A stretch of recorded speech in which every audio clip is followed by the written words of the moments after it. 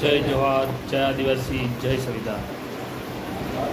મિત્રો, જે દાહોદ જિલ્લાની અંદર સિંગવડ તાલુકાના તોયણિયા ગામની જે ઘટના 19 તારીખના રોજ જે એક માસૂમ બાળા વિદ્યાર્થીની સાથે કરવામાં આવી છે પ્રિન્સિપાલ દ્વારા, એ બાબતને લઈને ઘણા બધા ન્યૂઝ આવી રહ્યા છે અને પોલીસે એની ધરપકડ પણ કરી છે। 4 દિવસની રિમાન્ડ પણ મંજૂર કરી છે કોર્ટે અને 4 દિવસ પછી જો આ દરિંદાને પોલીસ ફાંસીની સજા નહીં આપે અથવા કોર્ટ ફાંસીની સજાનો હુકમ ના કરે તો આપણા સમગ્ર આદિવાસી સમાજને જાગૃત કરી અને બધાના થકી મેસેજ કરી અંબાજીથી ઉમરગામ સુધી ગુજરાતના જેટલાય આપણા સમાજના આગેવાનોને તાકીદ કરી અને હરેક જગ્યાએ આવેદનપત્ર આપવાની એવી આશા રાખીએ છીએ।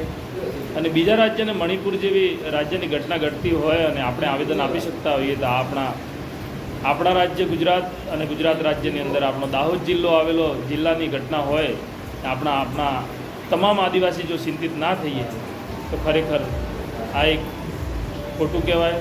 તો બધા અમારા ભાઈઓને નમ્ર અરજ છે કે બધા તાલુકે જિલ્લે હરેક જગ્યા ઉપર આવેદન આપવાની ગણતરી રાખીએ અને આ દરિંદાને ફાંસી થાય એવી આપણે માંગ કરીએ।